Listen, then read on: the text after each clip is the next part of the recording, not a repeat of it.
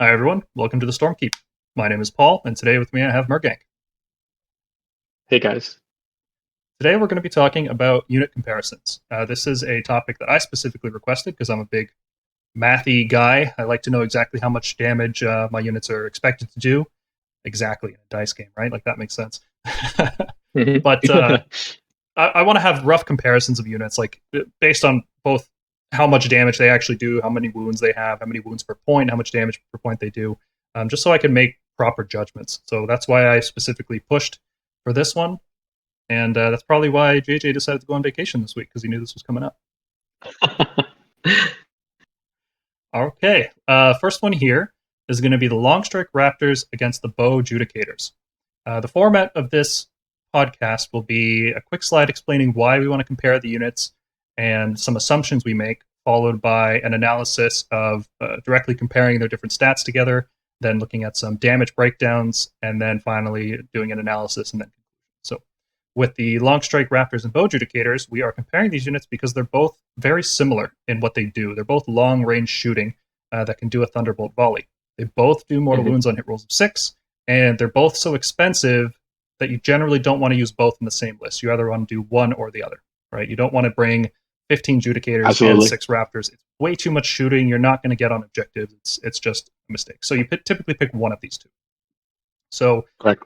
the assumptions we're going to make, just to simplify how you do this, the Judicators are not going to use the Shockbolt Bow because it has a very high variance, being D6 attacks, and it also doesn't do mortal wounds on hit rolls of 6, so it kind of muddies the comparison a little bit here between these two units, because we really just want, like, if you have 2 shots that both do mortal wounds on a hit roll of 6, you can compare that to 2 shots that do 2 mortal wounds on a hit roll of 6 if you have, triple the models versus more shots, right? So it makes a more interesting comparison if you ignore the D6 damage bow, even though I will say it does increase the average damage output of the unit against 4, 5, and 6 saves. It's a little bit higher, but against 2s and 3s, which is generally what you're going to be shooting with these units, it's not a big difference. So, if you have the bows, keep using them. If you don't have them modeled, I wouldn't break any arms off and put them on. I don't think anyone even knows what they look like, so don't bother. Yeah. The only people who Tell know are people people who have built like 5 units of Judicators, like probably the people listening to this podcast. They're the only ones who know the difference. Most people don't even know Yep. what a prime is in the Stormcast unit. Like, which one's the leader? It's the guy with the red and Yeah. blue, obviously. But Yeah. okay, so we're not going to consider Aether Wings in this scenario, even though we could, because I feel like you don't need Aether Wings like you used to, right? Aether Wings used to stop melee combat. Now they're a body and a +1 hit, and that's it. So you don't need them. And just for the sake of having a fair comparison, not fair, it's not the right word, a flat comparison, try to flatten out everything as much as possible. We're not going to consider the Aether Wings. We will discuss them later and how they could impact the potential comparison. Right now, though, all we care about is the absolute damage done. We're going to look at the Just efficiency. the raw efficiency. Not the efficiency, just the raw damage, right? Okay. Yeah, not the rate per point, just the actual damage done. Because you only get one Thunderbolt volley, right? You don't really care how many. They're similar enough in points when you consider the Raptors don't include a battle line, that it's roughly the same. It's like 600 versus 595, right? It's really close. So, all right. So let's look at 6 Longstrike Raptors versus 15 Bow Judicators. These are typically the unit sizes you're going to be using. If you use these units, you're not generally going to use Judicators in units of 5. They are a viable unit in a unit of 5, but I think the way to use them in particular is to use 15 of them in order to maximize. I'd say 10 is okay. I'd say 10 is all right for some lists. I think 15, yes. 15 definitely, but you could go by with 10. Yeah, there's some lists I've built. I'm personally not the biggest fan of doing it. I feel like if you have 400 points, then you probably have 480 points, right? So if you have, I'm right now in the mindset that 15 Judicators is the way to go. I've seen lists that use 10, and I like them a lot, but it's not for me personally. I want more value out of that Thunderbolt volley, though it can't be overkill. All right, so breaking down just the numbers here, 15 Judicators is 15 bodies with 30 wounds, as opposed to 6 bodies and 12 wounds. You'll notice that throughout this presentation, I've marked the superior winner category as red. I should have marked range 30 inches as red. I'm not sure why it doesn't say that. But I did not specifically mark models because it's not a good thing or a bad thing necessarily to have more models. Because you'll notice down one of the categories is a footprint. the amount of space the unit takes up is, again, neither a good thing or a bad thing. There's advantages and disadvantages to having a smaller unit or a larger unit. In the case of this particular unit, I would prefer having a smaller footprint because it means more of your models can easily get into line of sight. They don't take up as much space, so if you're dropping them into play with scions, that's actually an advantage to have a smaller unit because your enemy can't block you. There's certain scenarios, especially if you're playing in a castle formation, where your enemy will fully surround you and you just won't be able to deep strike in your unit that you protect from shooting. So in this case, a medium footprint is preferable, but it's not strictly better. Having more models means you can hold more models on an objective. So it's not necessarily a bad thing. But clearly, more wounds is better. There's no downside to having more wounds, I think, universally. There might be one ability that might do more damage based on the number of models or wounds you have or something, but that's not a huge consideration in this. The number of shots is relevant. In particular, it's kind of ironic. I marked shots 31 as a good thing and damage 2 as a good thing. In general, damage 2 is better than damage 1, but there are enough effects in the game now that you might want to consider not bringing a full list of damage 2 or 3 units, because they'll reduce your damage by 1, in which case that long strikes are half as good, which is a shame. Yeah. So the number of shots is relevant, smooths out variance, and it also has a higher max damage. Technically, Judicators swinging high can do more damage than long strikes swinging high. Long strikes are a lot more reliable and accurate because they wound on 2s instead of 3s, and their max damage is 24, which is not the highest. Especially later in this podcast, you'll see there's another shooting unit that just blows both of these guys out of the water in terms of max damage. But 24 is good, and it's very reliable, and it's really long range. So I like what long strikes offer, and they're cheaper, but they don't come with a battle line slot, which in some cases matters.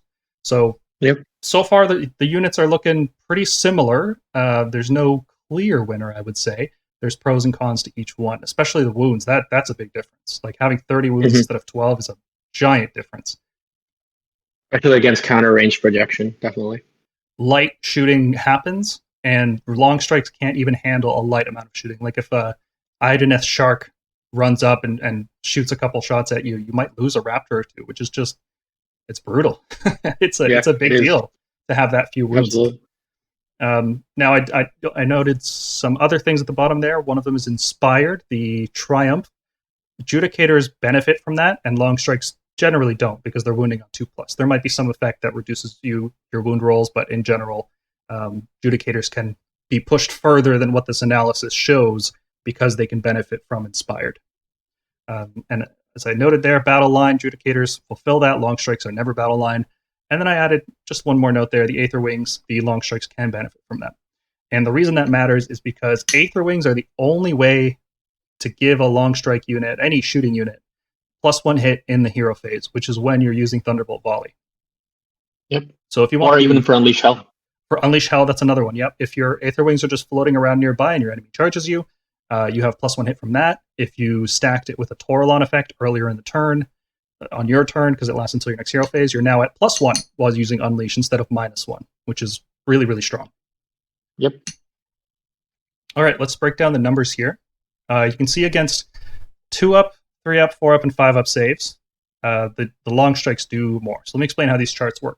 The first column there is their standard shooting, which is just no hit buffs, no wound buffs. The second row or column, I always get these mixed up. Second row is all-out attack, or any +1 hit effect in general. So it could be Aether Wings, it could be the Toralon effect, it could be all-out attack. But the point is you're shooting at +1. It's a common enough profile that it's worth considering. And then the third column there, third row, is Thunderbolt Volley, which is a combination of standard and all-out attack, because that's typically the sequence you're going to do it in. You're going to do a standard attack, and then you're going to do another attack at +1. So the Thunderbolt Volley is the average damage from a double tap that you can expect to see. I also added columns here for Unleash Hell, just to kind of show what that would look like. Now remember, the long strikes can benefit from the Aether Wings in order to get either a standard or a +1 hit shot with the Unleash Hell, and they are pretty good. You can see on a 3-up save, all-out attack shooting is 13 damage. So when you get charged and you got Aether Wings and Toralon, you can shoot them back for 13, and they can't all-out defense against that because it's a charge phase. So it's pretty good. Yep. But you can see in general, the damage is surprisingly close all across the board. You can see, for example, Thunderbolt Volleys, which is what you care about here, 19.7 for the Longstrikes versus 18.4 on the Judicators, and that scales up to about 31, 34. It's shockingly similar, and you can see that demonstrated in the graphs here. So the standard profile, they're almost neck and neck. The Judicators pull a little bit ahead at 6-up saves because Ren 2 has the same effect on 5 and 6. And that's a consistent pattern. You can see the Judicators pull ahead against 6-up saves. In general, I'm not bringing a unit to kill stuff with a 6-up save. I'm not that concerned about it. So that's not a big deal to me. But you can see there's a little difference, very little difference all across the board. Very similar. Yeah, I think I'm really interested in the 3-up saves. I know 4-up used to be the baseline, but I'm very much concerned with how every unit performs against a 3-up save. Yeah, 3-up seems to be the standard now for how we judge things. It is still worth considering 4s and 5s because there are a lot of units that you can only all out defense 1 unit a turn, right? Or 1 unit per phase. So if you are mixing in some shooting, some high value shooting like crossbows, and then you have a Raptor unit, it's worth looking at. In general, I care about the 3-up more than the other values. 2-up is also worth considering because there are some 3-up heroes that are going to stack armor, so you should take a look at that as well. All right, so doing an analysis here. They're very similar damage in all scenarios, like I said. Longstrikes are a slightly higher against most save rolls except 6s. Judicators deal about 9% more damage against that, and negligible damage difference when using Unleash Hell. Longstrikes in general are dealing about 9% more damage in the best case scenario, which is +1 hit against 2-up saves. And Longstrikes, as I mentioned, can shoot twice with +1 hit in the hero phase if you translocate Aether Wings towards the enemy front line. Now you're limited in what you can reach on that because you can only move within more than 3 inches from an enemy. So even if you translocate and then move your birds up, you're still limited in what you can hit, and that might not be the best use of your birds. You might want to save them for future value, so you might want to move them back after you Thunderbolt Volley. So conclusions: both of these units are strong and viable. Longstrikes have more damage, have more range, they're more accurate, they cost less points, but they are super fragile, and you have to build a list that is going to protect them. If you just leave them exposed and your enemy can charge them with even light cavalry, they will just crumble. Judicators, on the other hand, have a lot more wounds, they have a lot more bodies, and they fill a battle line slot, which means you don't have to spend 115 points on Liberators. Judicators are easier to revive because doing 30 wounds is a lot more effort than doing 12, especially with long-range mortal wounds, which seems to be the common counter to Stormcast shooting. Raptors are just going to get wiped out before you can revive them. So I think in this case, since the damage is so similar, Longstrikes have a slight edge, but the amount of wounds you gain from Judicators is significant. So I think it's a list decision. It's a meta gaming decision. If you are playing against, I think it's a more, I think an aggression versus a castle decision, and how you want to build your castle. Because really, you can use Raptors as standalone units for supporting Annihilator spam, or you can take Raptors to support your Protector, Liberator, Castle. But Judicators are more sturdier in a castle formation, so maybe there's a role for them there. Yeah, if you're playing, for example, like a Hammers of Sigmar castle, where you have one of your battle lines isn't a Liberator unit that's going to be screening, you may want to take Judicators instead because you won't have as many screens available. So just being able to take more damage before you get wiped out is very useful, especially because you can translocate out of combat and still shoot other things. Personally, I prefer the Longstrikes. For me, it's about the 6-inch range. I like having as many options as possible.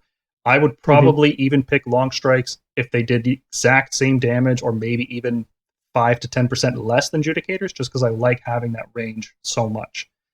They can stay further back. They can target things that Judicators wouldn't be able to target because bodies are blocking them. Yeah, the range is what does it. I specifically like them for the -2 run, because the way all our defenses and save stacking is working these days, Judicators are sort of on the mercy of how many 6s you roll. Now, if you're rolling on average or above average, it's fine, but sometimes you're not going to roll any 6s, and that -1 isn't going to matter against so much as against a 3-up save, but a -2 might. So yeah, I can see that. Another thing to note here is that Judicators suffer no penalties against Coalesce units, unlike Raptors, who have their damage halved. And Judicators suffer less against Ethereal units because they don't rely on Ren 2 to do their damage. Yeah, they have a better volume of shots. Yeah. Yes. Yeah, they do higher volume, so in general, it's better against ethereal units.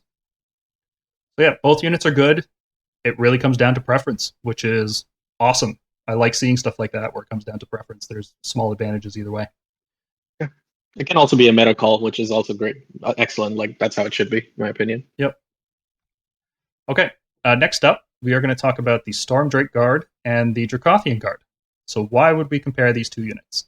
Well, they're similar in a lot of ways, but the main reason I want to compare them is because I feel like everybody's losing their minds over how good Stormdrake Guard are. And what I want to show you is they're not as good as you think. They are good. They are very good, but not for the reason that you think they're good. And if you go into, if you drop a whole bunch of money and have your expectations really, really high, you're going to be disappointed. Drakes are good. We talked about how good they were in our list building last week, which, by the way, nice job on all those mistakes you made that the comments pointed out. I made one battalion mistake. Embarrassing. Just embarrassing. I hope I never make a typo. That would just be the end of it. Okay. So Stormdrake Guard are very good, but they are very expensive, and I just want to, both in terms of money and points, I'm assuming they're going to be expensive. They're going to make a lot of money on these. And I just want people's expectations to be tempered, right? And I also want to examine the question, are they overpowered at 285 points? Are they undercosted like everybody seems to be saying? So let's take a look at similarities in this unit. They can both be battle line slots, right? Potentially, depending on your list, if you're playing Hammers or if you're playing a Stardrake or a Draconis. They're very similar in terms of roles. They are 3-up cavalry that wants to charge, right? So you can play the sword version, and I think you can compare that more to concussors who do more sustained damage. But I think what everybody's going to really want to do is use these as a cavalry unit that charges through and pushes through, right? So let's, for the sake of this discussion, we're going to treat them as a charging unit. So we're going to compare them with fulminators, who are the other charging unit. So we're going to compare the differences in their damage that they deal, both on the charge and off the charge. We're going to look at their durability. We're going to look at their efficiency. And they have a lot of similar attacks, so it's actually pretty easy to do this. Both units are 3-up with all their attacks. The mounts are Ren 2 damage too. Same model count. There's just a lot of similarities here. So we're going to assume 4 Drakes with Lances against 4 Fulminators. You could also look at 6 Stormdrakes, but I think that's just a different discussion, because it is a very expensive block of dudes, and your whole list is defined by that 6 Stormdrake at that point. Right, so that's a different list. You're not making this comparison anymore, right? And 6 Fulminators is generally not worth considering because they only have 1-inch range, even though they have those glaives. They're still 1-inch range. Yeah. So, we'll talk about the range on Stormdrakes. Doesn't make any sense to me. So we're going to assume that the turn these units charge, they're both able to use their breath attack. Like, there's no shenanigans going on that would stop them from doing that. It makes the comparison a lot easier. We're going to assume that the Knight Draconis hero phase breath attack is not included, because that's not part of the Stormdrake unit. That's something that you get when you have a Knight Draconis, and you don't have to bring a Knight Draconis in order to have Stormdrakes. Yep. So that's a 255 force multiplier. It's the same reason we didn't use Aether Wings, so it makes sense. Yes. You're spending 255 points. You're almost buying an entire unit of Stormdrakes to breathe again the Stormdrakes, which is not worth doing when you only have 1 unit. Arguably not even worth doing when you have a squad of 4. I think it's really good when you have a squad of 6. But with a squad of 4, paying 255 points just for that ability is not so great. So that's a different consideration. We're not going to look at that this time. We're just going to compare unit to unit. We're not looking at too much external synergy. We are not comparing the breath attacks when you use Unleash Hell, because you may not necessarily want to Unleash Hell with these units. You may want to use your command points for something else. But it is considered that the Stormdrake Guard do have a better Unleash Hell. Not by much. It's a difference of about 3 mortal wounds per model, 3 mortal wounds total. But it's something, right? It should be noted that the Stormdrake Guard do have a better Unleash Hell, and that's about the end of that discussion, because there's too many other factors going on to make that part of the discussion. Also, not counting the Drake instant kill, because it's a fairly strange ability. I believe it happens after all of your attacks are done, in which case you've probably killed everything that you're fighting. If you haven't killed it, it's because it's a huge monster that you can't instant kill. Yep. And it's only 1 per unit, not 1 per Drake. right? So if you have a squad of 6, you still only roll once for that ability. It's also horribly inconsistent, so how the heck do you account for that damage? Because you could have a whole tournament where these drakes never fight anything that they can kill, or you have a tournament where they fight every turn against 1 wound infantry. There's I mean, most of points. the time you'll end up doing 2 damage or 3 damage worth of worth of sniping a model, like 2 or 3 wounds worth of sniping. The best case scenario, you're instant killing a 5 wound model that has a 5-up ward, right? Like that's a really good scenario, but it still requires rolling a 6. It's too variable, it's too inconsistent. So for the sake of this analysis, we're not going to consider it. We will talk about how, like at the end, we can be like, oh, when you account for this, does it make a difference?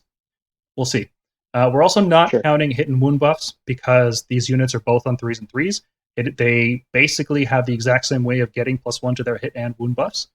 So it's not really worth considering. So don't look at this necessarily as our previous discussion, which was how much damage can a Thunderbolt Volley do. This is strictly a comparison between 2 units, not necessarily look at how much this unit can do when you pump it up. Okay. So 4 Stormdrakes and 4 Fulminators. Stormdrakes, they have the edge on wounds. They have the edge on bravery, which is surprising. That stat could actually matter. They cost a lot more points, though. 110 points in a Stormcast list goes a long way. They have a 12-inch flying move as opposed to a 10-inch standard move. They have 3-inch cohesion instead of 1-inch. They have, I had to look this up to double check it, but yes, they do have 2 and 3-inch range in their attacks as opposed to 1-inch on the Dracoths. Frankly, I'm not sure why the dragon's mouth has a 3-inch range, but okay. Got a really long neck. It must versus a stubby neck. So stubby neck versus long neck. Is it like helicopter hovering and just kind of giraffe necking you? Yeah, weird. Essentially. Fulminators are always Ren 2, while the Stormdrakes have to charge in order to get that Ren 2. Again, you'll probably be charging them every turn that you care, so that it could come up enough that you get stuck in bad combats. The breath attacks, the Drakes have the edge there. On a 3-up, they deal D3 as opposed to 4-up to deal D3, and then on a 5-up, they deal D6. One of the main reasons I really like Drakes is because they do a tremendous amount of mortal wounds if you get lucky. And the threat of that is huge, especially when you're double breathing up with a squad. Double breathing, yep, exactly. So, in terms of mount attacks, they're all 3-up, -2 damage. So you just compare the numbers, right? Each Drake has 4, while each Fulminator has 3. Really simple comparison there. Drakes are better. In terms of footprint, again, this depends on what you want the unit to do. If you want a compact unit that can hit at the right angle and not take up too much space and not give your opponent a lot of surface area to attack you, then a smaller footprint is better for a charging unit. But if you want a huge amount of volume that your opponent has to deal with and can't just walk across and you take up a whole bunch of space, then a bigger footprint is better. So it's kind of like one of the reasons Gargants are so good is because people don't have the movement to go from one side of the Gargant all the way to the other, because it's such a big model, right? It has a huge footprint. And that's a benefit if you don't care about where your other models are on the table, but it's definitely a downside if you're trying to maneuver your own dudes around it, right? So footprint, it's a consideration. I don't think I would pick one unit or the other just because of that. I think it's just something you deal with. And Drakes ignore spells on a 4-up. Fulminators don't. Don't know why, but they do. The way you get battle line is a little bit different. In Hammers of Sigmar, you don't have to pay any points for that. You just get that. And Knight Draconis has to be brought, or a Star Drake has to be your general in order to make the Drake's battle line, which is expensive when you're paying 500 points for a Star Drake and then 285 for squad. It's effectively, at least at the minimum, you want to be, and you want to be paying that 255 point tax. Yeah, you don't want to be paying Liberators as well. Like, you don't want to bring Liberators with these guys. Yeah. And finally, the last thing really worth mentioning here, I think, is that Stormdrakes also have that hero phase move followed by a hero phase charge, which is useful.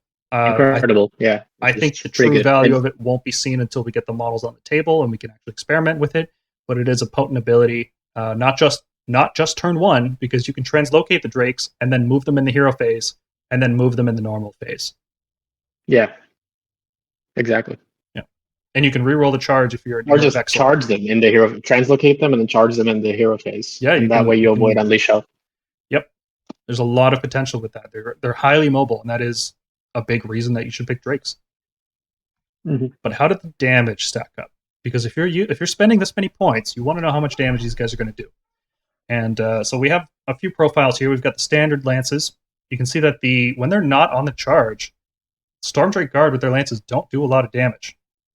Really, really low damage, in fact. Right? Yeah, no, it's 2.7 for a 285. Yeah, that's a bad melee weapon. The Fangs make up for it quite a bit. You can see that the Fangs are doing 9.5 on a 3-up save, which is great. If you're in sustained combat, they're going to keep chomping, and then it's going to make up for the terrible lance attacks. Then we have the breath attack, which is standardized all the way across. It's about 7 mortal wounds, because if you look at a third of the time it does nothing, a third of the time it does D3, and a third of the time it does D6. It averages to less than 2 mortal wounds per model per shooting. So it's about 7.3 for 4 Drakes. Yeah. And then I have a category here, total no charge. That's the standard lance and the standard fangs combined together. And then the second one there, total, is the charge lance, the standard fangs, and the breath attack, because we're assuming that the turn you charge, you also breathe on something. Probably the same thing, sometimes different things. But we're just looking at total damage. And that is an impressive amount of damage, 24.5 on the charge against a 3-up save. That's good. But let's take a look at what Fulminators have to offer. Across the board, when they're not charging or when they're charging, they're doing more or equal damage to the Stormdrake Guard. Yeah, that's impressive. Yeah. See, if I had to guess, before I started this, I would have thought that the Drakes were definitely going to do more off the charge. But their regular lances are just so weak off the charge that it just doesn't do much. So if you're stuck in sustained combat, the Drakes are really inefficient. When you're charging, they're better, but still not as good as the Fulminators. Look at the damage on Fulminators. 41 wounds to a 5-up save. That's insane. I mean, look at the difference between the charge damage between a Drake and a Fulminator on the 4-up save is, I mean, God, that's 7 damage worth the difference, and it gets worse as you like. Oof, it's really good. Yeah, 7 doesn't sound like a lot, but as a percentage, it's quite a bit. And and this really makes me think like maybe I'm really just paying points in terms of Stormdrake Guard for the utility more so than the damage. The utility, if I want to just pay for pure damage, the mobility, and the defenses, they are very durable. As you can see here, they're 6.3 wounds per point, as opposed to 5.2 for the Fulminators, or wounds per 100 points, let's say.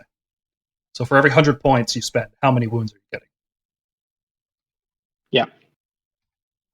So just to put it in a graph here, you can see the comparison is very clear. When they're not charging, you're doing the same amount of damage. When you are charging, Fulminators are quite a bit higher in all categories. And then you break it down by point, because you have to remember that you are spending an extra 110 points for these Drakes. Is that 100? You're spending more points and doing less damage, right? So it depends on what you want the unit to do. If you want a fast flying anvil, Drakes are good. But if you want just raw max damage, Fulminators are the way to go. Yeah. Look at that. Look at the graph on the right side. It's crazy how Fulminators just explode now. And this is with no buffs, right? Like +0, +0. No all-out. We're not considering all-out attacks or wound or buff defenses. And one thing to note is like the footprint might actually matter, because Stormdrake Guard has such a huge footprint, and you typically want to make use of that dispersed formation, that the cohesion rule that they have. They might not be in range of all of your buffs. Yeah, if you're spread out really far, then only a 3-inch pilot. I mean, you do have a 3-inch range with the jaws, so those might get in, but your lances might not. Yeah. Or no, I'm not. I'm even talking about things that like we use to buff our units, like the Knight Encanter Celestial Blades, for instance. Like you might not be in range for that, depending on how the match is. Yeah, it's especially true with Knights having a smaller range on a lot of their spells. Holy Within 12 is very different from Holy Within 18 when you have models this big. Yeah, and if our guess is right, and these things are on 160 millimeter round oval bases, that's going to be tough with a Knight. I'm not sold on that. It doesn't seem that big to me. To me, it seems like it could be like a 105. Like I think it's a Ghost Keel Harvester. base. Yeah, Harvester. Got to the Harvester base. Yeah. That's what it looks like to me. I think it's a little bit bigger than the Dracoth's base. I think 165 is too. That's like Star Drake. I think that's crazy. I don't think that's right. I think it might. Yeah, I think it might be Archon base, Archon the Black, like all the Mortarks. That's a 120. So I think that's a little bit too big. That's like a Stegodon or a Bastiladon. Okay. Yeah, so I think that's a one size too big. So one size smaller than that, that's the 105. That's the Ghost Keel, Harvester. There's a few other units that are on it. It's not very common, though. That's what it looks like, but we'll see. I don't think anybody's been able to. The footprint, the point is the footprint will matter as the game goes on. Yes, in terms of how you can apply your buffs. Because you have such a big cohesion. You want to encourage taking up as much space as possible. So let's take a look at an analysis here. Roughly equal damage when neither of them charge or breathe, which is a thing that occurs every time your opponent's combat phase happens, right? You're not charging or breathing on them when they come to you. Drakes do 13% more damage when neither unit charges, but the Drakes get to breathe. I thought that was interesting. If for some reason you are in a combat that you don't want to retreat out of, right, because you don't have, maybe your Relictor has been killed or not raised to translocate you. So that scenario can come up, and it should be worth noting that if the Drakes can breathe but not charge, they will do slightly more damage than the Fulminators would. However, in every other scenario, the Fulminators do it more. So 20% more when both units charge. Right? Yeah. And 30% more damage per point when neither unit charges, and 50% more damage per point when both units charge. It's a shocking amount of damage. Yeah. However, definitely worth noting, the Drakes are more durable, right? They are way more wounds and more wounds per point. And they have a lot of utility that you can't count for in a raw damage analysis, right? Doing more damage is great, but if you don't get in melee because you are slower, then it doesn't matter. Yeah. Doing 0 damage in that case. Also, Fulminators are pretty, like, once you commit them, they have to foot slog it or be supported by a Relictor for quick movement. Whereas Drakes are like, they can literally switch from one side of the battlefield to another with the hero phase move. Yeah. Because that effectively gives them a 24-inch movement. Yes, they serve similar roles in how they do damage, but the way they move around the battlefield is different. So, conclusions. I think we've made a good case that both units are strong and viable. They are not as easily comparable as Longstrikes and Judicators. They're serving different functions, not different roles, but they're doing it in a different way. And they fit into different lists. I think that is very apparent. Both units do a buttload of damage when they charge, right? Fulminators do more, but look, Drakes do good damage. 25 wounds against a 3-up. That's good. Yeah. Drakes are a fast flying anvil unit that deals enough damage so that your opponent can't just ignore them and walk away. And they can spike crazy high with their mortal wounds and a double breath. However, once you start adding all this stuff, that's pretty much your list. Whereas Fulminators are so cheap, you can just be like, I need a melee hammer. Oh, put some Fulminators in there. No problem. Yeah. They're a lot more versatile. When I'm building my list... And I will say this, if you aren't investing in 4 Drakes or 4 Fulminators, and you maybe say, okay, my list is mostly, I don't know, a Stormkeep Redeemer, but I really need a small hammer unit. Even a Min Squad Fulminator is a better choice than a Min Squad Drake, in my opinion. If you want a hammer, yeah, if you want a quick counterpunch hammer, I think the Min Squad Fulminator is better. Yeah, if you want something that can fly out and contest objectives far away, has a ton of mobility, can do a bunch of mortal wounds and take a lot of mortal wounds back, Drakes are better in that scenario. So it depends on what your list is trying to do and what you want to get out of that unit.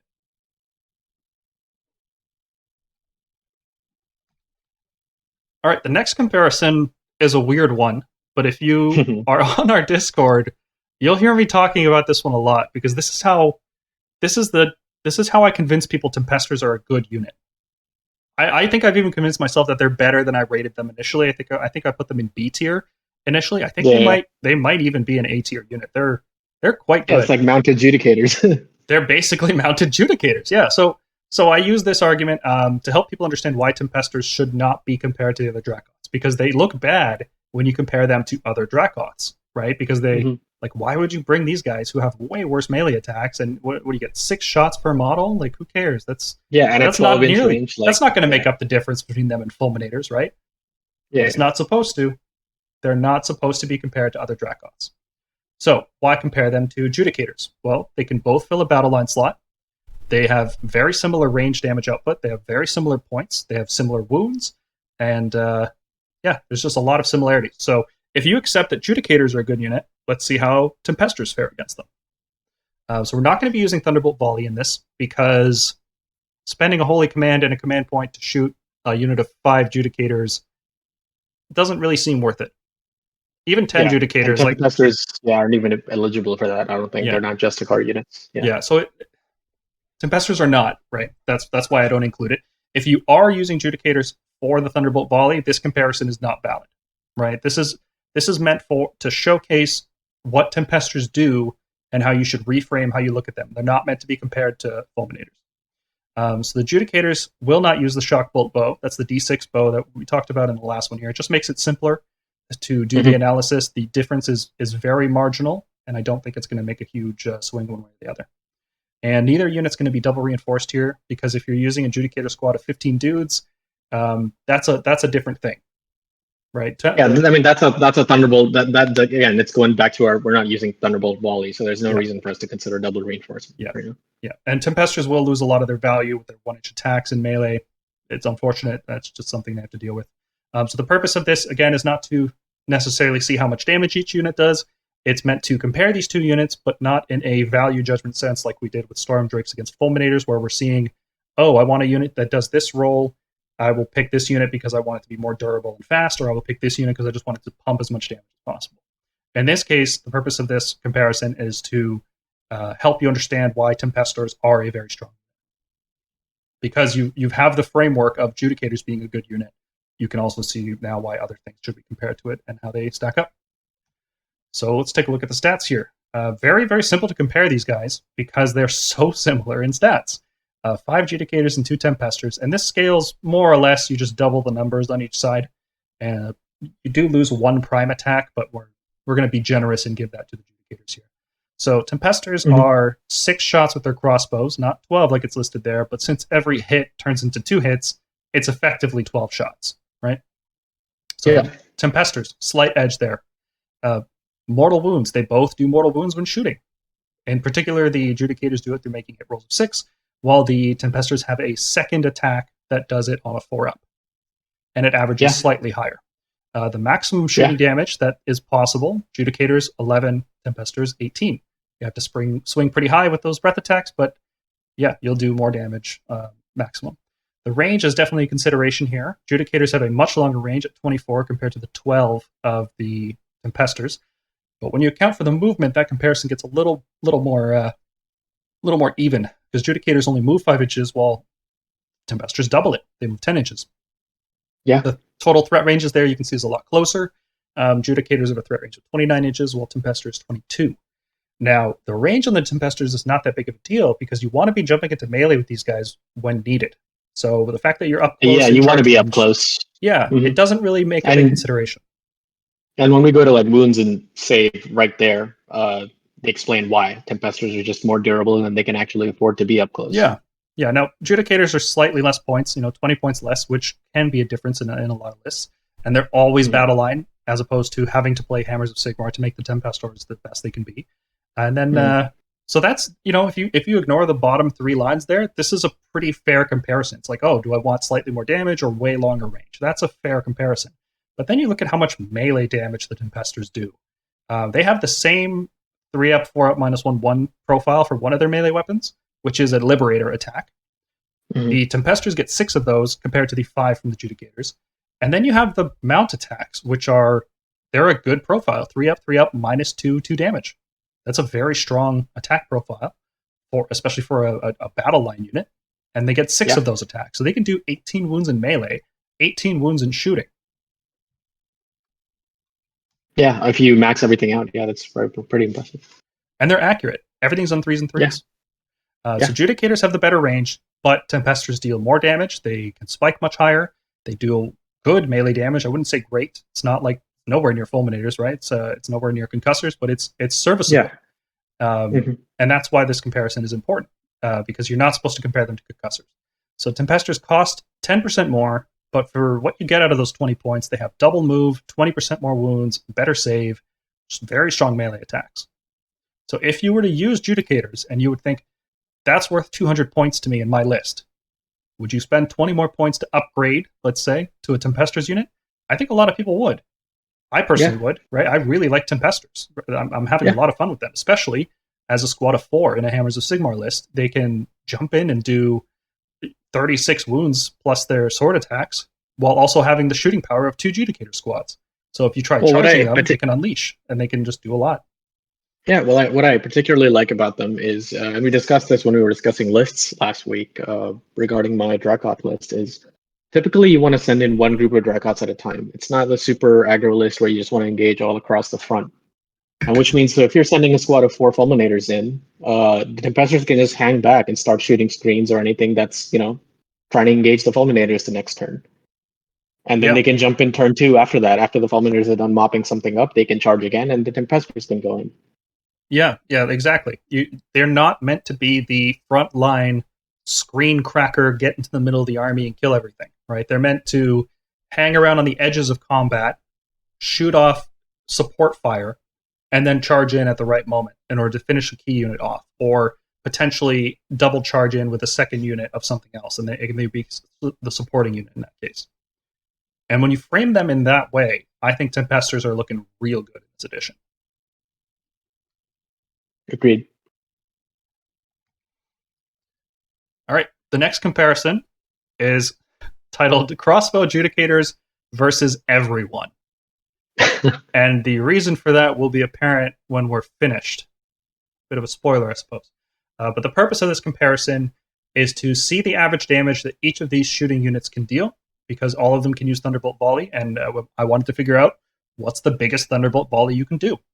And then another reason to do this comparison is to see the efficiency of each shooting unit. So previously, we did not consider the damage per point of Judicators and Raptors, although we did mention Raptors are cheaper.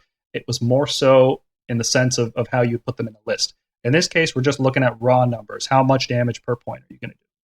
So we're going to use the same method we used earlier. We're going to analyze the unit's different stats, and then we're going to break down their damage and look at their efficiency. Only units that can activate Thunderbolt Volley are considered. So we're not going to look at ballistas necessarily. I have added them later just to discuss them because I feel like it's worth discussing them, but they're not a big part of this consideration because they can't use Thunderbolt Volley and they suffer for that. We're going to assume that each one of these units is the biggest size possible because that's how you're going to be using Thunderbolt Volley. I don't think it's worth using with a squad of 5 dudes. It's not worth an enhancement. You should probably... I would even take the run-in charge instead of a 5-man Thunderbolt Volley. It's not that much damage. We're going to assume, because there are varying ranges, anywhere from 18 to 30 inches, we're going to assume each unit is going to be in range to shoot in both phases. Now, we're going to have to figure out if that's a feasible strategy necessarily for 18-inch shooting units. But for the time being, we're just going to assume you're going to be in range of both. We're also going to assume none of these units have +1 hit in the hero phase, because, as we mentioned in the Longstrike versus Judicator earlier, that requires resources. You have to get Aether Wings up there. Not that easy. And we will assume that each unit will be using all-out attack in the shooting phase for +1 hit. I think that is a fair thing to do. Yeah, because if you're bringing a big block of shooting, you should probably be giving it +1 hit. Spending 1 CP on it, yeah. Either that or a Torlon or something. The point is you are buffing this unit. You've invested a lot of points into it. You should also invest additional resources to make it as good as it can be. So first up, let's take a look at the damage profile of Crossbow Judicators. They have 2 different weapons. One of them just doubles its hits with no rend, and the other one has rend 2 and 2 damage. And as you can see, the rend 2 damage one is a significant portion. Yeah. In particular, the Thunderbolt crossbow is doing about 1/3 of the total damage that the Bolt Storm crossbows are doing. And so again, you have the typical, here's your standard shots, your total, and then here's your +1 hit shots, and the total of that, and then the Thunderbolt Volley is the combination of those two. Now, it's been a little while since we were talking about the other shooting units, so let's compare those values with the others. As you can see here, the Longstrikes do the most damage against 2-up saves, but against everything else, even 3-up saves, Crossbow Judicators are crushing them. And it gets more and more pronounced, I guess, as you have a reduced save. Reduce the saves. Yeah. So if you're looking primarily at 3s and 4s as your analysis, Crossbow Judicators are stronger than Longstrike Raptors. By quite a bit, too. It's not a small difference, especially against 4-up saves. It's not a small difference. Yeah. And it's almost 9 points from a 15 Judicators. It's crazy good. And as expected, Castigators, since there's only 6 of them, they don't have the damage to keep up with the other guys. They are not a good use of Thunderbolt Volley. It should be noted, though, that Castigators can have Empower cast on them, which is interesting. If you have Evocators in your list already, and you're not attacking with them in melee, they can empower your Castigators, and they can be on 2s and 2s with Rend 2. which is not bad for a 200-point unit. And then let's take a look at just so that this was the Thunderbolt Volley, which is okay. Crossbow Judicators are the highest damage. Longstrikes are the highest range. We've already done Longstrike versus Judicator. Hurricanes are just bad.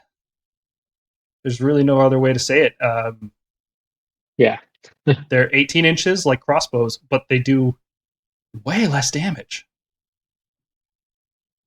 And they're elite. They're far more elite too, Yeah. which doesn't and they do them any cost favors. a lot more points, which you'll see when we get to the efficiency. Yeah, about ratings. 40 more points. Yeah. So this slide here is just showing one shooting phase, how much damage do each of these guys do. So just let's say you're not putting a lot of resources into this. You are just you've already used your Thunderbolt Volley, or maybe you didn't bring it in your list for some reason, but you still want to compare all the different shooting units. This is how they stack up. You can see that 15 Crossbow Judicators is still the best shooting option, which makes sense. If you have the highest Thunderbolt Volley, you're going to be the best outside of that as well. But it's interesting to note just where the ballistas fall in all this. So in one round of shooting, 4 ballistas are not doing that far off damage, right? Now the problem with 4 ballistas is that you have to bring an Ordinator to buff all of them, or a Taurolon, and that has not been accounted for in the efficiency rating, just because it's too difficult to tell how you're getting that +1 hit buff necessarily, and it could also be buffing other things. So we're just going to assume the ballistas have +1 hit, and that costs them no points, because you're not going to use command points on ballistas. That's a huge waste. But yeah, you can see ballistas aren't that far behind, and considering they don't require any command points or enhancements out of your list, they're not a bad choice. Agreed.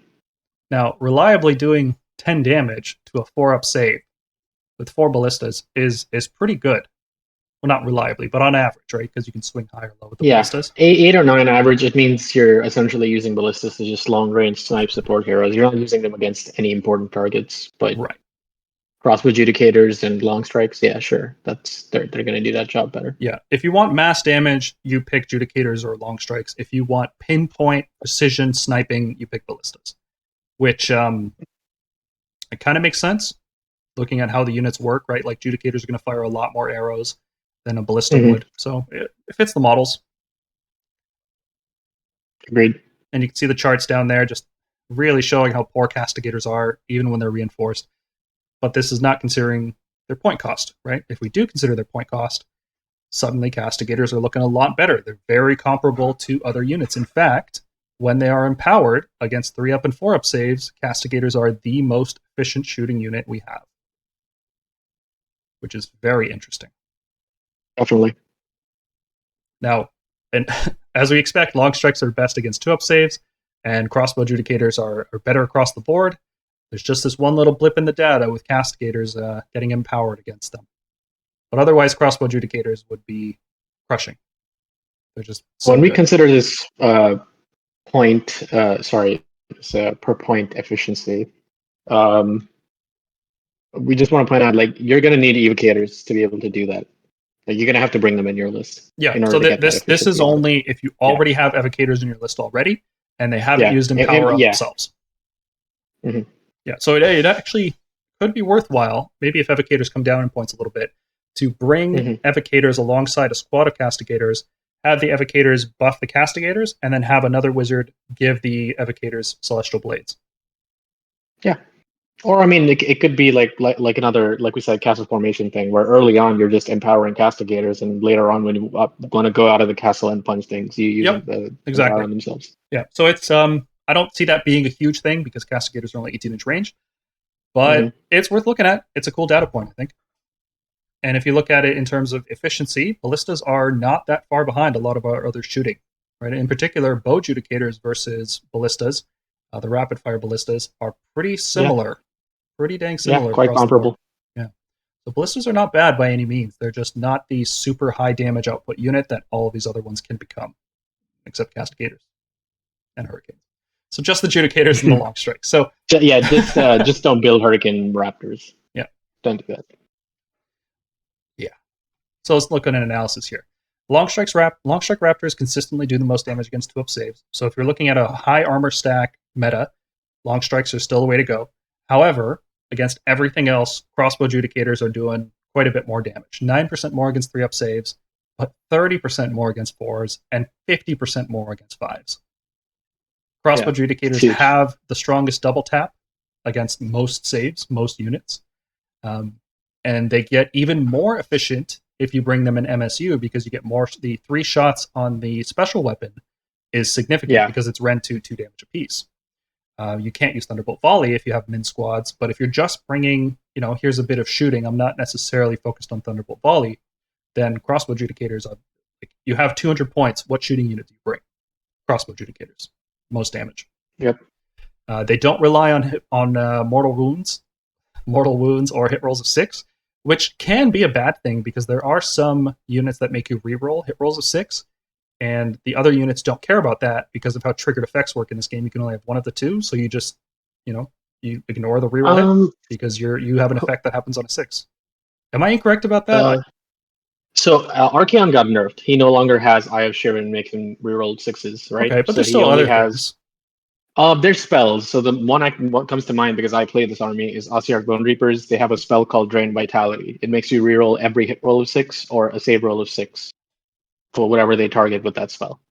So is a reroll a triggered effect? Am I correct, or should we look into this more? Because if a dice roll triggers 2 effects, then the person who controls that effect would choose which effect. But however, the dice is only counted as unmodified after reroll. So if it was a reroll effect, you would have to resolve it before you can consider that roll unmodified and any effects on that unmodified 6 to take place. So if you have an effect that says reroll hit rolls of 6 and an effect that says hit rolls of 6 do a mortal wound, you would reroll it. Yeah, you reroll first. Yeah.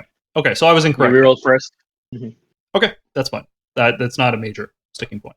The big thing, so Crossbow Judicators do the most damage, it seems. But 18-inch range is really hard because you want to be using that Thunderbolt Volley before this unit takes casualties to get the most value out of it. And 18 inches in the hero phase is tough to do.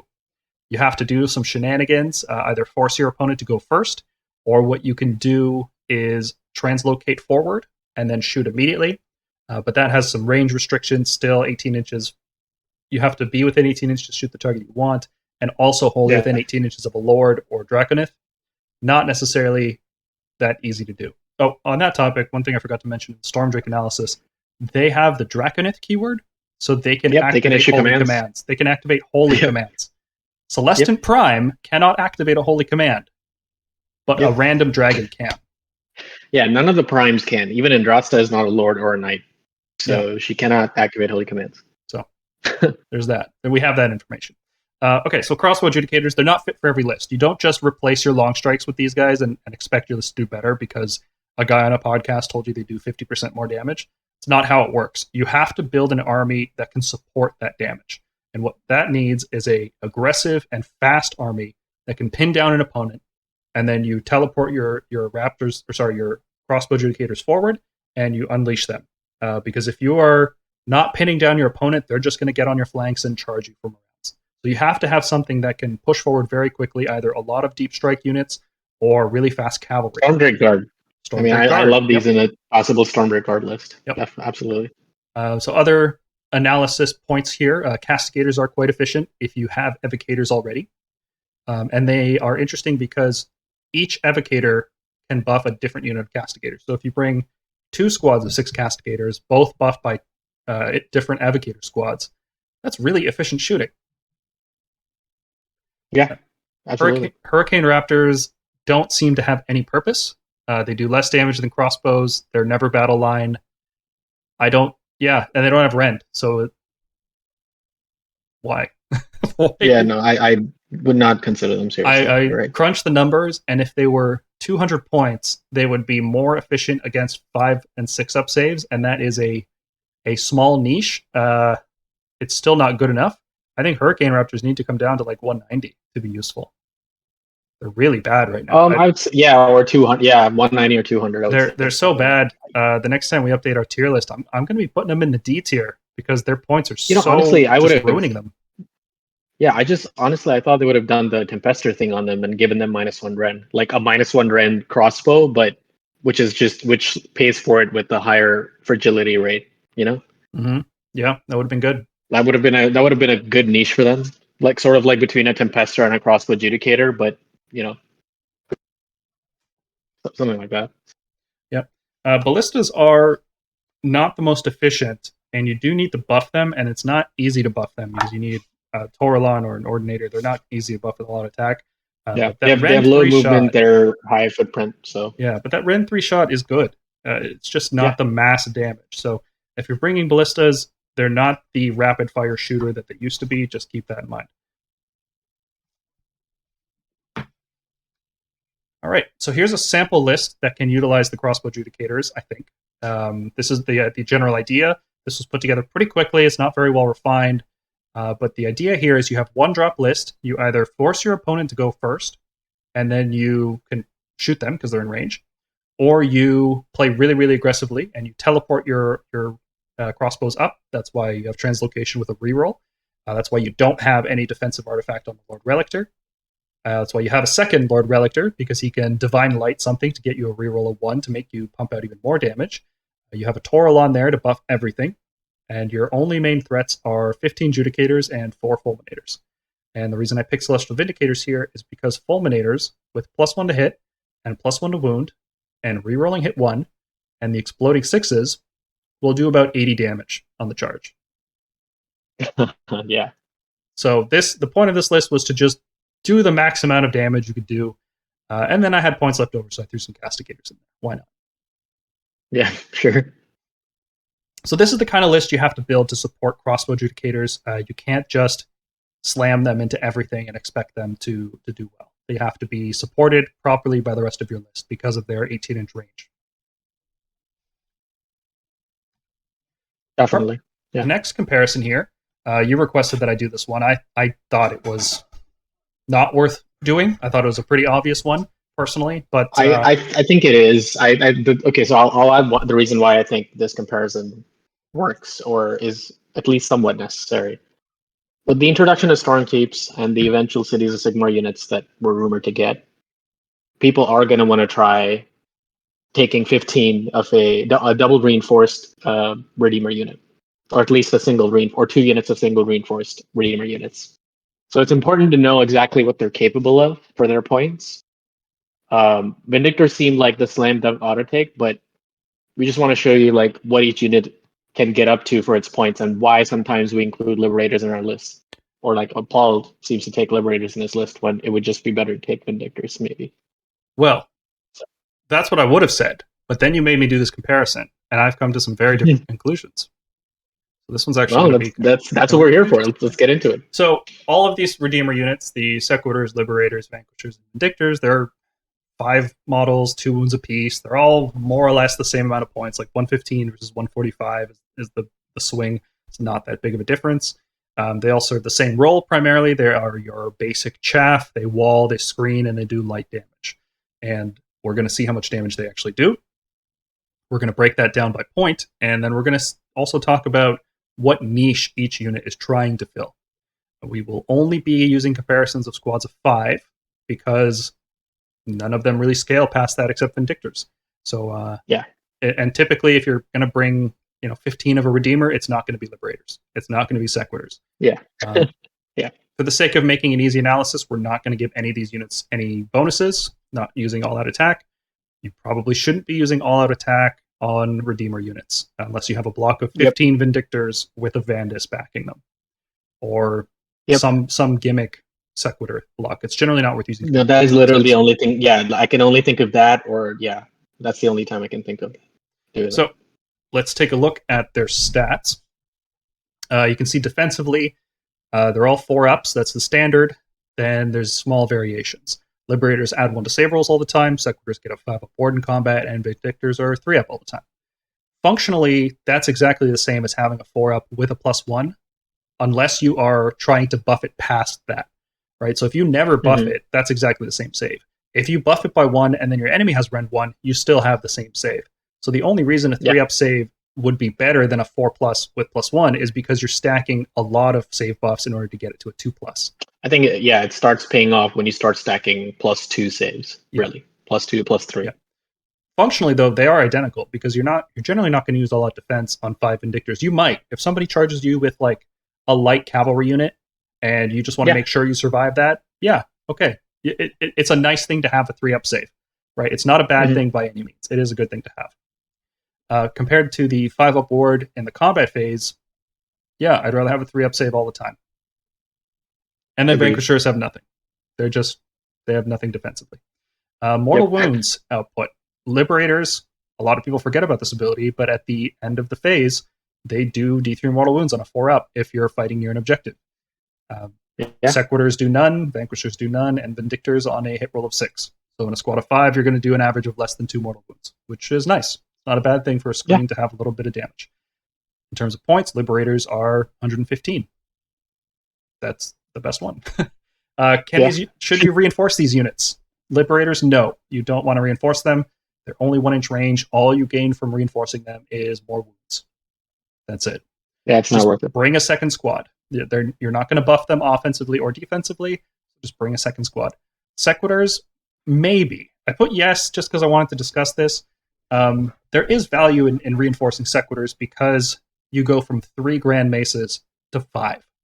So your front row can be all Grand Maces if you want. Yeah.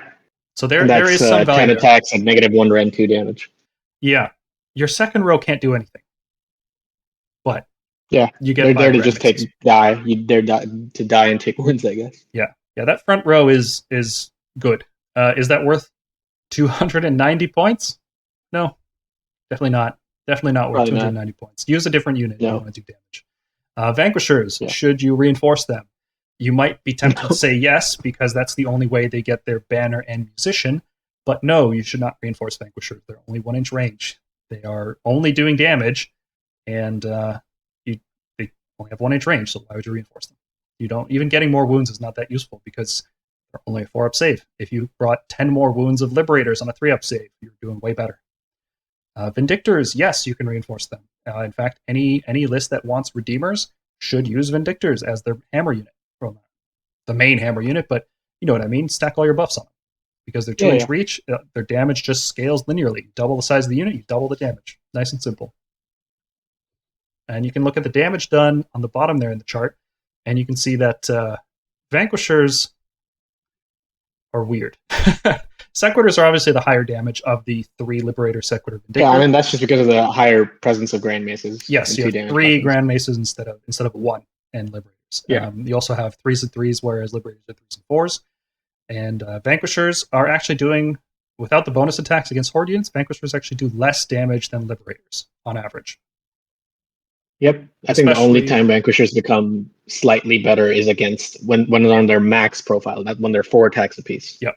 And when you consider Liberators, if you consider the Lalo the Tyrant from the Liberators, which it's worth separating those into 2 different things, Liberators are actually doing more damage than Vindictors most of the time. Yeah.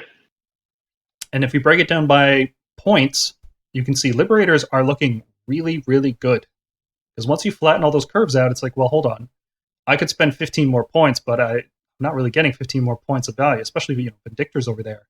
130 points, damage per point is not great. Now, you're not bringing Vindictors for damage. Right? That's not the reason you're bringing Vindictors. You're bringing them because they're a durable screen that can poke things and sometimes do mortal wounds. Yep. Right. So if you flatten out the curve, damage done per 100 points, Vanquishers still looking real bad there. They have to have lots and lots of dudes in range. They don't have any defensive benefit. And so let's compare all these units to Liberators to see how they perform.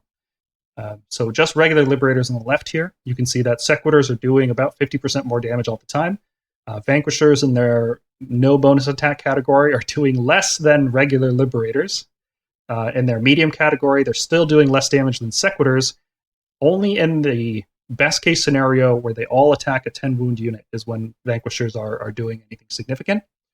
Vindictors are quite a lot better against 2-up saves, but then the comparison to Liberators gets worse for the Vindictors as you get worse and worse saves. So if you're fighting high saves, the Vindictors are doing a lot more damage than Liberators. But as you can see, once you account for Lalo the Tyrant on the right side there, Vindictors actually end up being worse in almost every scenario. They're about equal against 3s, and then worse against everything else. And generally, you're not trying to kill high save units with your redeemers. Yeah, and that's the sort of weird dichotomy here, because you think of them as a great anvil unit, and they're likely to get, if you try to use them as a hammer unit, they are likely to get targeted by another anvil unit and perform worse against it than Liberators. Yeah, they don't have the damage to punch through other anvils. They're an anvil that can't kill anvils, which is fine. That's a fine niche to have. There's nothing wrong with that, right? Just don't expect to kill the whole enemy army with Vindictors. Yeah, and maybe consider how many points you're spending. So let's do an analysis here. Sequitors do 50% more damage than regular Liberators. Vanquishers do 8% less, or 33% more, or 75% more than Liberators. Vindictors do about 10 to 30%, and once you factor in Layla the Tyrant, as you saw, it really helps Liberators make up that gap. Yeah. Differences are actually very minor, though. We're talking about percentages here, 75%. We're talking like 1 to 2 damage per combat phase for every 5 models. It's really similar damage, to the point that a couple dice rolls has a bigger difference than which unit you pick. And in terms of damage per point, as you saw, they're very similar across the board, right? Like, not a big difference. As we discussed, 4 up with a +1 is the same as a 3 up in almost every scenario. Unless you're fighting 10 plus model units, Vanquishers are just really bad. They're easy to kill. They only get bonuses if they're reinforced, and they're only 1-inch melee, so they're not good to reinforce. Sequitors usually do the most damage, but they also only have a 4-up save. Their 5-up ward is good, but it's only in the combat phase, and it's marginalized by other wards. Like, for example, if you're playing them in Stormkeep, Hallowed Knights, you probably want Gardas around. And, or is there an argument to be made, though, that if you take Sequitors in Stormkeep, you can just keep turning on their exploding hits, giving them a pseudo Divine Light? Oh, sorry, not Divine Light, Blessed Weapons. Yes, but hit rolls of 6. I mean, I think, if I remember, if I recall correctly, that it's like having +1 hit. That's what I was going to say. It averages out to a +1 hit. Yeah, which is like a 20, going from 3s to 2s is like a 20-ish% bump in damage. It's or 25, I think, something like that, which is like fine. 25% increase in damage is good, but we're still talking about 1 to 2 damage. It's not a big difference in terms of actual damage done. It's not like when you buff up a unit of Grand Hammers and they end up exploding and doing like 50 damage. Yeah. 1 to 2 damage it's not nothing, but is it worth 30 points over a Liberator? I don't think so. Probably not. I personally don't think so. I think Sequitors need to be same as Vindictors in points to be worth consideration. Yep. I think Sequitors need to be the exact same cost as Vindictors. I think it would create an interesting set of variables where you have, here's your Liberators, they're your baseline. If you want to pay more for a better screen, do you want more damage? You pick Sequitors, or do you want more slightly more survival? You pick Vindictors. Yeah, and I think based off of this analysis, I would say Vanquishers need to be the same as Liberators.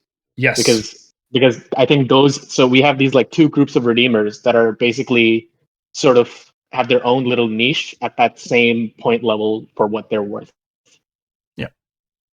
Yep. I would say personally, I would prefer if Vanquishers were 2 damage and they cost 145. So then you would just have a unit of 5 grand weapons. I would just had a unit of great swords all the time. Yeah, of course. Yep. That would be wish list for Stormcast. That's on there for me. I want Vanquishers to just be Grand Hammers, all of them. No, but at the points if they were at point Liberator level points, meta dependent, I could see them being taken. Like if someone just went, okay, I want 2 squads of Liberators as my anvils, and maybe 1 squad of Vanquishers in case I face like a really tarpity horde unit. Yeah, I could see that, but at 125, no. At 115, sure. So 115 for Liberators and Vanquishers, 130 for Vindictors and Sequitors, I think would be a very interesting change if we get that. It would be interesting, but you're generally, would you pay points to reduce the save roll of your screening unit? That's where Vanquishers are right now. You're paying 10 points to get a worse save than a Liberator. No, I would not. Would you pay the same points to get a worse save? Because that's the main thing in question here, right? The damage is not that big. None of these units are big hitters. So you're really looking at their defensive capabilities first and their offense second. So if you're trading +1 save all the time, versus sometimes doing an extra attack or two per model. Really not a big difference. It's still it's still a tough call. Yeah, it's still a tough call for sure. With their current war scroll, for me, Vanquishers would have to be the cheapest battle line. And then their niche would be the cheapest battle line. So when you want to just skim off 5 or 10 points and make something else fit, that's where Vanquishers would come in. And that's horrific. I hate that would be their niche, right? For a new unit, for a brand new unit, and the models are cool. I mean, so cool. Look at the poses, it's like Blade Guard veterans, and they're just they got these sick half cloaks, and then these huge grand swords, and then they just got this garbage war scroll. It's so disappointing. So what I was alluding to earlier is that I'm actually I think I might bump Liberators up to S tier in my opinion, because the difference between Liberators and Vindictors is almost nothing. Liberators actually end up doing more damage in some scenarios than Vindictors do, if you account for a little of the time per point. And the 3-up and the 4-up with +1 are, in most scenarios, they're going to be exactly the same. Yeah. So especially against -1 Ren, it's only against when you really start stacking a lot of saves in your Stormkeep list. Yeah, it's when your save bonus stacking gets higher than their Ren. That's the only time it matters. And it has to be enough to get you to 2-up, right? Because if you still end up with a 3-up, it's the same. Now, I know we didn't account for this, but the thing to consider is Vindictors are Thunderstrike, so you will get that extra dice on Blaze of Glory. Yeah, how many wounds is that? For every 6 guys that die, you get an extra mortal wound? Yeah, so for every 5 dudes, so you're effectively getting 15 dice versus 10 dice. So maybe an extra mortal wound. Less than 1 mortal wound per squad. Yeah. Not, it might, when you're talking about damage this small, it could actually matter. So you're right about that. Maybe I should have counted for it. Yeah. The Vanquishers also do that, for the record. Mm-hmm. Not the reason you want to bring them, though. Yeah. If you find that reason, let me know. So here's a sample list for what it would look like if you're trying to be offensive with the Redeemers. I put this in Hammers of Sigmar because I wanted to use Vandus Hammerhand. I went with a 1-drop battalion because I want to force my opponent to go first. Because I want to fight over objectives with this list. And I don't have the mobility to push into them.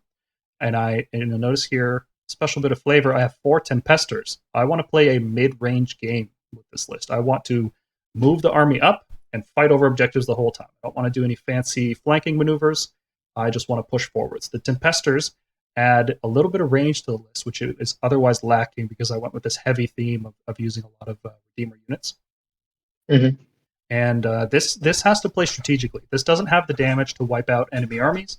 This has to win through battle tactics. It has to win through objective control. So you do have 15 Vindicators here, which have a Lord Castellan, so they always have +1 save. And you can AOD them, that's another +1 save. And you can Mystic Shield them for another +1 save. Yeah. Why all the saves? Yeah. Just get them all. And then Vandus Hammerhand adds +1 to each of their attacks, so that's 15 more attacks. 50% more damage on the Vindictors.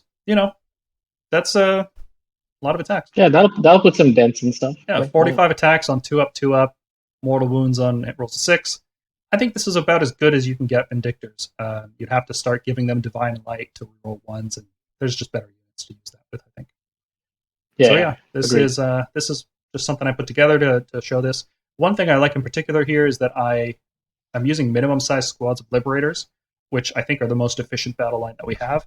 I also have 1 5-man unit of Vindictors because I'm taking the Holy Command to resurrect one of these units, almost strictly because my grand strategy is hold the line. I think with a list like this, it's going to come down to just a couple of victory points. So I want to make sure that the grand strategy goes off. So I've taken. Oh no, I just like it as a alternate strategy of, hey, let me just translocate these 5 Vindictors on an objective to snipe some early points. They can survive for a bit with some buffs.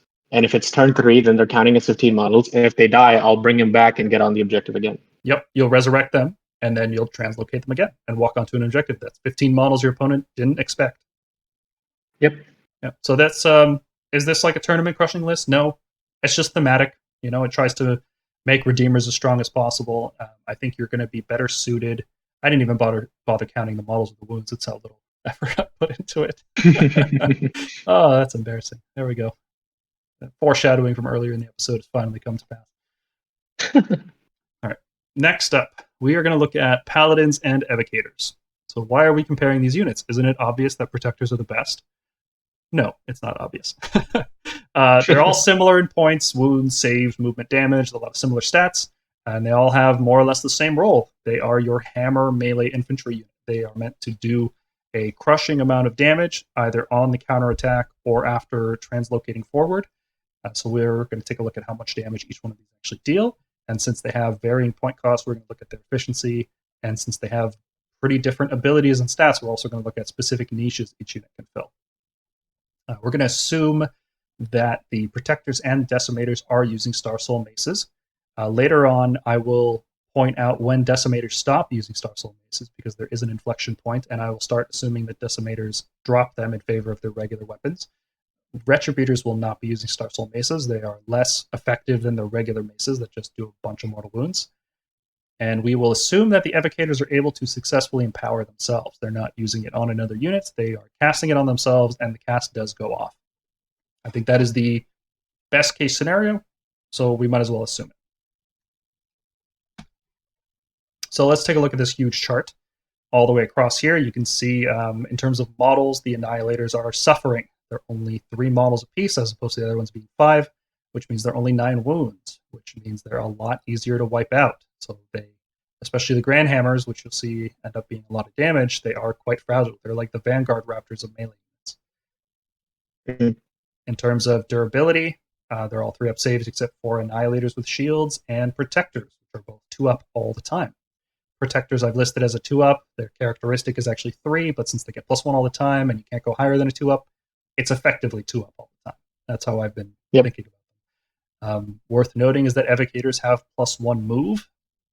I don't know why that would ever matter, but it could. If you're translocating, sometimes that's the 1 inch on the redeploy that can kill you, stop you from getting in. They're all bravery 7. Evocators are bravery 8. Sure. I mean, I would think of it as like magic makes them more brave, and they don't have as much armor, so they can be faster. You know, they fight ghosts all the time, so they got to be brave, right? Grand Hammers wound on a 2+ all the time. They don't need any help to get that to a 2-up, which is a good thing. You don't have to use any external buffs on them. You can save them for another unit or just not have to rely on them.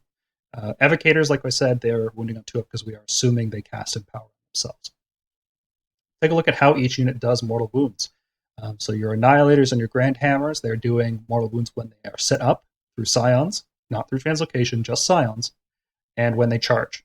And the combined average of those against one unit is 4.17. It should be noted that these units will do the AoE when they set up, so they hit a whole bunch of units.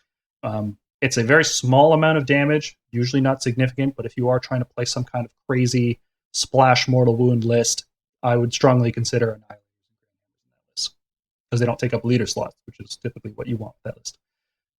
Mm-hmm. Retributors pump out the most mortal wounds. Every combat phase, they're doing 5 or more mortal wounds on average, which is great. That's, Evocators were considered top tier units in 2nd edition because each squad of 5 did about 5 mortal wounds each. And now Retributors are just doing that on top of having Ren 2 damage attacks. Protectors and Decimators with max Star Soul Maces are doing about 3 1/3 mortal wounds per combat phase. You have 2 Star Soul Maces in each squad. Yeah. So how did these units reinforce? Well, not well for the most part. They're mostly 1 inch range. The only exceptions are Protectors with 3 inch and Grand Hammers with 2 inch. So bringing more than 5 is really just not adding a lot. You're adding 1 more model to the front line, and then the other 4 have to sit in the back because of the big bases. Very unfortunate. And I have save here listed again. I don't know why. How about that? Well, also I think the Evocator points, I think they're 230. Yeah, what did I write? 235? Yeah, that's not right. It should be 230. Yeah. Should be 230. I think I just copy pasted the cell and then modified it. They are. Yeah. They need to be much lower, but that's a discussion for another time. But I think the Annihilators only have the edge because they have that. They are possibly, depending on how the translocation FAQ goes, the most mobile Paladins ever.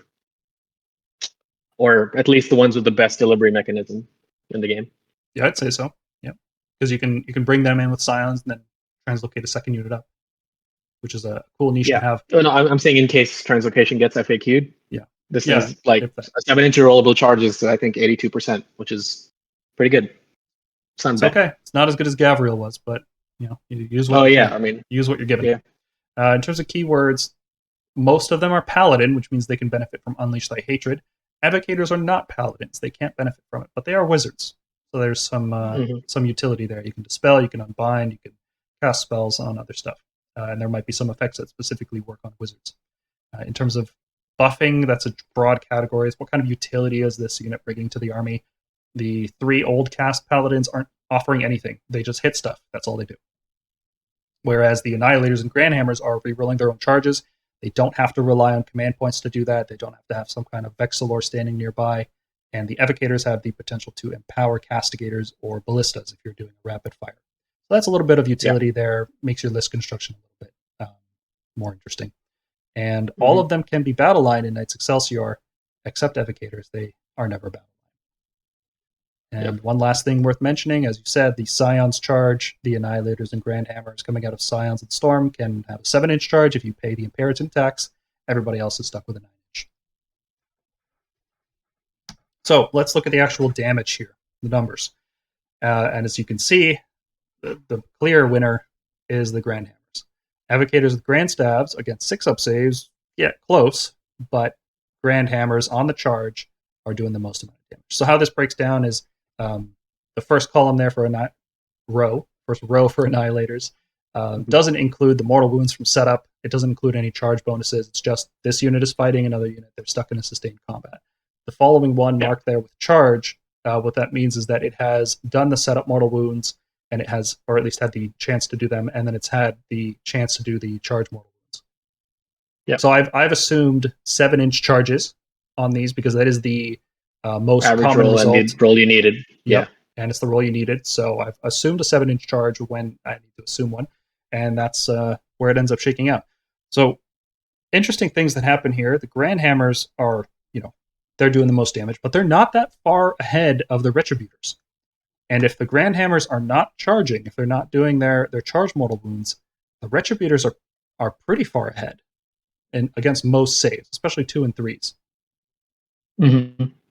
And again, this is just 3-up, no buffs, no support whatsoever. This is just their raw damage output. Protectors and Decimators, as expected, they have the exact same damage output. However, if Decimators are fighting something that has more models than them, they get their extra attacks on each guy, and they do a little bit more damage, but still less or equal to Retributors, which makes me wonder why bother ever bringing Decimators. They are cheaper, I guess. That's about it. I mean, that's about it, but yeah, I'd much rather go for that coveted 2-up save.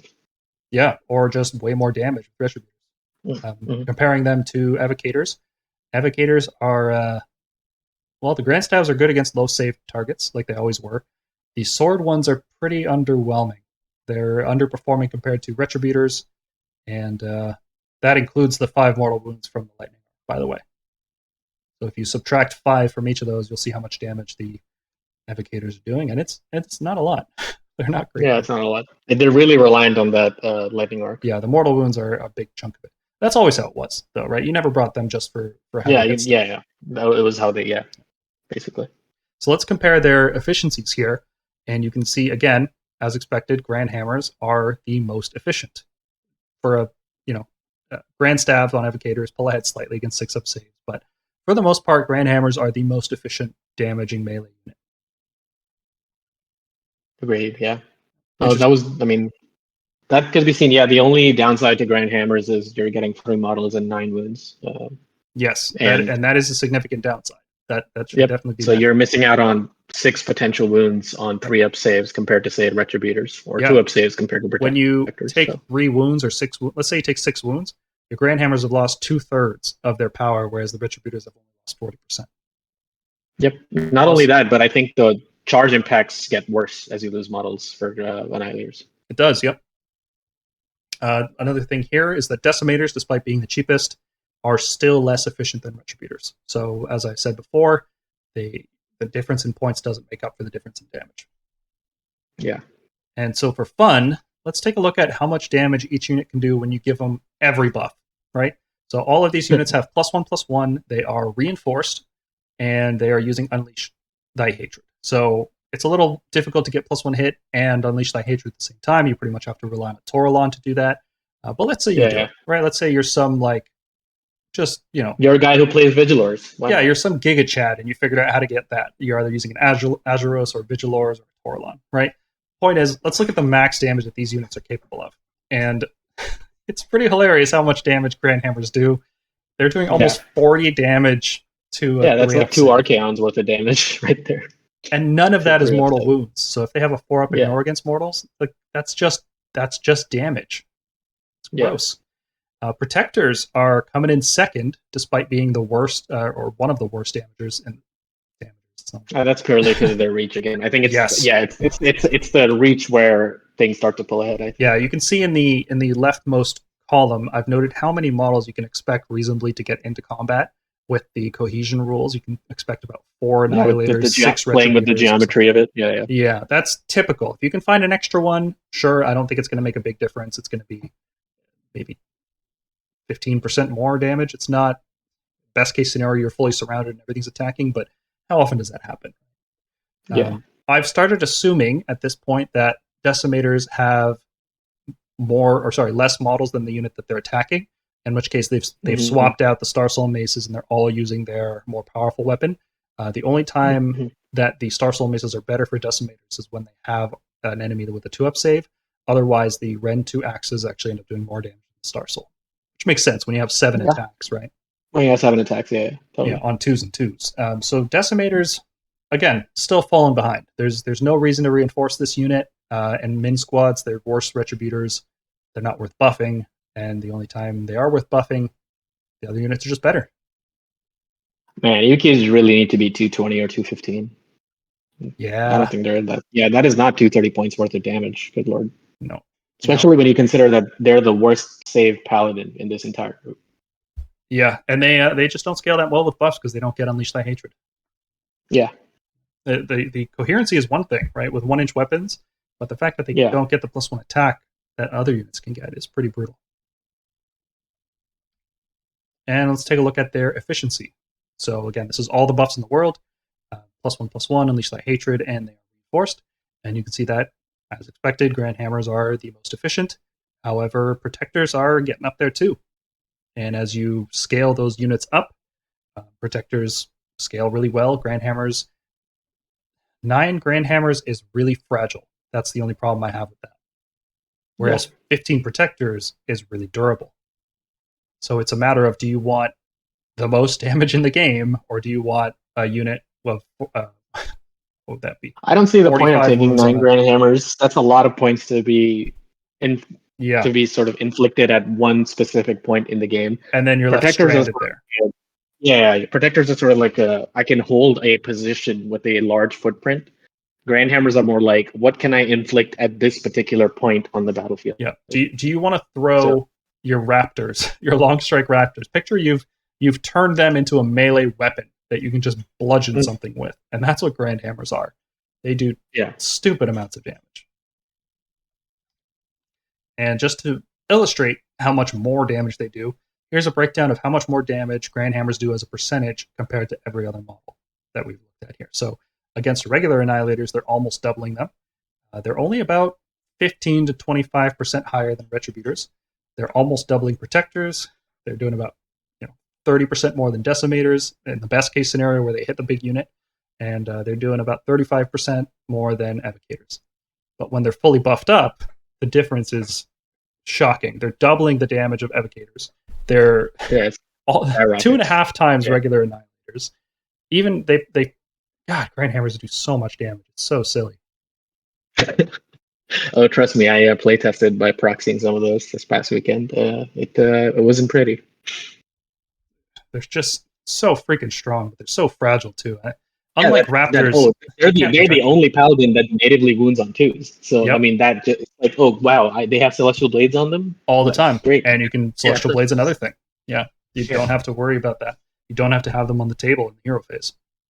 Yeah, So analysis. Annihilators with shields do pretty poor damage for their cost. Grand Hammers are without a doubt the highest damage in basically every scenario, but they're not that far ahead of Retributors in small squads. Protectors and Grand Hammers both scale well with unit size and buffs. Like you mentioned, Grand Hammers are always doing a wound on a 2-up, so it's really easy to get that 2-up state. The other ones require more buffing, it's more effort, more demand from your list. Not a big demand. Typically, you generally don't care about buffing 2 different units of Celestial Blades. In most Stormcast lists, you'll have 1 big melee hammer unit and 1 big shooting unit. Grand Hammers are greatly diminished against a lot of threats in the meta. Gotrek, for example, or coalesced units, or ethereal units where the Rend 2 doesn't matter anymore. Whereas 10 Protectors with +1/+1 and Unleash can kill Gotrek by themselves on average, which is insane utility, because if you're playing a competitive tournament, you have to think, how am I going to deal with Gotrek in this list? And if you have a unit, 450 points, that can just kill him, yeah, it's pretty good. Yeah, why not? The only Paladins worth reinforcing are the Grand Hammers and Protectors, and Unleash the Hatred is probably not worth using your Holy Command on unless the unit is reinforced. And at the same, you can't use Unleash the Hatred at the same time that you use All Out Attack, so you have to rely on other sources to get +1 hit. And Protectors, something like the Knights Excelsior trait, so it helps there. That can do it as well. Handmade for Paladins. Yep. The problem with that is if you're reinforcing to get the most value out of Unleash, then you're probably going to start fighting units that aren't bigger than you. You're not likely to activate the Knights Excelsior trait. Protectors are probably only worth using while they're reinforced. Squad of 5, I have trouble fitting them into lists because even though they're on a 2-up save, they're only 15 wounds, so a couple bad rolls. And at that point, I just find 10 points more for Retributors. Yeah. Yes. Yeah, I actually do have a list. I just finished up 2 recently to get it into this presentation, but it's a Knights Excelsior Castle list using 3x5 units of Retributors with Indrasta and a big unit of Raptors to force the opponent to come to you. And when they do, you have your Retributors counterattack, and Indrasta resurrects them the whole time, and Cycle of the Storm keeps them from getting wiped out. It seems pretty fun. It seems like a variant of the Hallowstrike list that I talked about in the last podcast. Mm-hmm. And other things worth mentioning, min-size units of Retributors, Annihilators, and Evocators all have different roles. As I mentioned, the Evocators can buff up Castigators and Ballistas. They can also unbind and dispel. Annihilators with shields are a good pinning unit. You can drop them into play, do some light mortal wounds, and then charge in and keep something locked down through 2-up save. If you pick the right targets, a 2-up save can keep you alive for a while. If you pick the wrong targets, you'll just die in mortal wounds and wonder why you spent the points there. Min-sized Retributors are quite good at sustained combat, so although they'll do less damage than a Grand Hammer on the charge, they have a lot more wounds and they do more damage in a sustained situation. And it's possible to deploy Scion 7 inches with the Annihilators and then translocate another Paladin up. We talked about that concept in the Grand Slammer list last time, and I like that combo. I hope it stays. Yeah. And that does it for the unit comparisons. What did you think from all this? Did you get any new insight that you previously didn't have? Definitely. I think the biggest one was, me considering or reconsidering Bullstorm Judicators in my list. Me, once again, like previously, all I was doing in my list was upgrading all my Liberators to Vindictors, but sometimes that's not maybe the correct move to do all the time. Maybe keeping them cheap and keeping them that effective is good. Yeah, you don't gain a lot from upgrading your Liberators. It's the kind of thing where if I had 15 points left over and there's nothing else I can spend it on, I would consider upgrading them, upgrading in air quotes here, to a Vindictor, but it's not strictly an upgrade. Like, I wouldn't start my list with 3 units of 5 Vindictors as my battle. Mm-hmm. So that's the other insight, and yeah, I would say it mainly gives you an insight to things as to where they lie in points efficiency. So, if you're one of those people who want to recommend changes to Games Workshop, you sort of know where things lie, in relation to their points. So some things aren't worth their points, so they could definitely be adjusted, and be like that in the future. So, yeah, that brings us nicely into the wrap-up stage of the podcast, where we just want to talk about what we're working on next. I think you want to take this one? Yeah, so next week we have a podcast on what are the best allies for Stormcast? Our allies list has been revised a little bit. We don't have access to Daughters of Cain units anymore, but there are some very interesting units that we want to look at when considering what we can make use of. Again, like I think Paul mentioned this last week, we're not going to consider things that are just bodies. So we're not considering just like cheap chaff units like Skinks and like Free Guild Guard or whatever. That's obvious, but we want to consider some niche applications of trying to plug holes in some Stormcast lists and seeing how we can make things better. So look forward to that next week. The other thing to look forward to is I think the FAQ is due sometime this week or next week.